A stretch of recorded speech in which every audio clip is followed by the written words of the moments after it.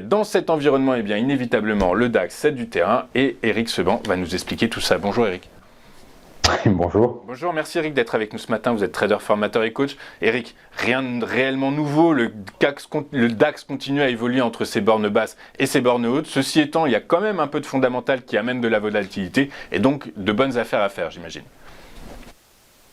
Oui, alors les affaires, il va falloir savoir les faire parce que ça va pas être très simple. En effet, les bornes restent les mêmes, le DAX reste dans les mêmes bornes. Là, on est plutôt dans le bas, on n'a pas réussi à remonter bien haut.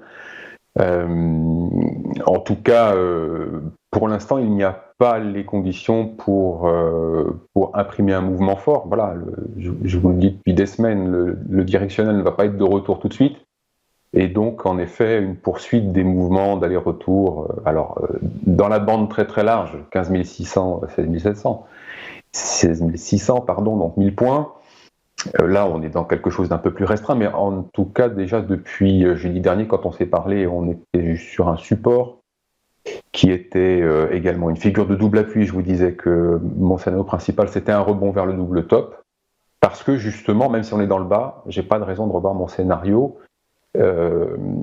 L'hypothèse principale étant que on n'ira pas plus bas, que le marché ne peut pas baisser fort, pour les raisons qu'on a expliquées maintes et maintes fois. Et donc, c'est pas parce qu'on y retournait une cinquième fois que j'allais changer d'avis, puisque j'avais pas d'indication nulle part, que ce soit à travers la volatilité implicite sur les options, que ce soit à travers les graphiques. Les news, je parle pas trop des news parce que j'écoute pas trop, donc j'avais rien de nouveau pour me laisser penser que le contexte avait changé. Donc, c'était le scénario que je vous proposais. Le rebond s'est fait tout de suite, ça s'est fait jeudi.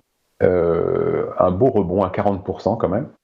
Et puis vendredi, c'était l'échéance des contrats futurs, l'échéance trimestrielle également des contrats sur option pour ce qui concerne le DAX. Et on est allé chercher directement le double top. Donc le scénario s'est réalisé un peu plus vite que je l'imaginais, mais ce qui est intéressant de noter, c'est que, alors déjà vendredi matin, joli tirage, puisque ouverture en gap haussier dès 2h du matin. L'Asie a décidé que le gap allait être important et que le DAX serait dans les hauts pour terminer l'échéance. Ça a été relayé dès l'ouverture des marchés actions, tiré jusqu'à l'heure de l'échéance. Et après, retour en arrière, casse départ, exactement où on était à 2h du matin. Donc, ce que ça démontre, en fait, tout ça, puisque maintenant, on est quand même revenu en arrière. Hier, on est monté dans le vide. C'est un marché qui était livré aux algos. Il n'y avait pas d'initiative de prise normale avec la Fed attendue le soir.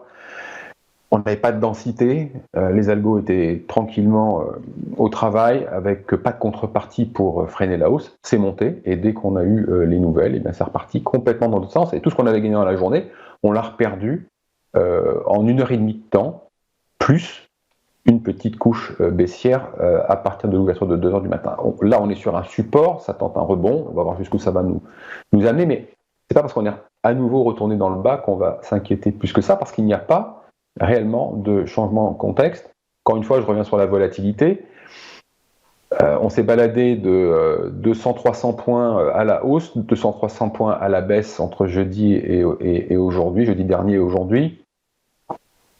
Pas de volatilité en bouleversement, c'est-à-dire qu'elle reste totalement stable. Elle ne monte pas quand le marché descend, ça veut dire donc que les investisseurs ne sont pas particulièrement inquiets, en tout cas le niveau d'inquiétude ne monte pas. Bon, alors si elle ne monte pas la volatilité quand ça baisse, pour autant la volatilité ne baisse pas quand le marché monte, donc ça veut dire aussi que s'ils ne sont pas inquiets, ils restent prudents. Et donc ça c'est plutôt une bonne nouvelle dans le sens où comme depuis déjà maintenant des mois et des mois, on voit que le marché donc n'est pas vulnérable parce que les grosses positions, les gros portefeuilles, les gros faiseurs sont protégés. Alors ils ne bougent pas, bien sûr, c'est sûr que en effet on n'a toujours pas de retour directionnel. C'était prévu de toute façon, donc jusqu'à de nouvelles indications, ça va rester comme ça. En tout cas, moi je vais rester sur ce scénario-là. On a encore une fois une borne très large. On n'a pas les gérants qui bougent parce que ils n'ont pas de raison de bouger.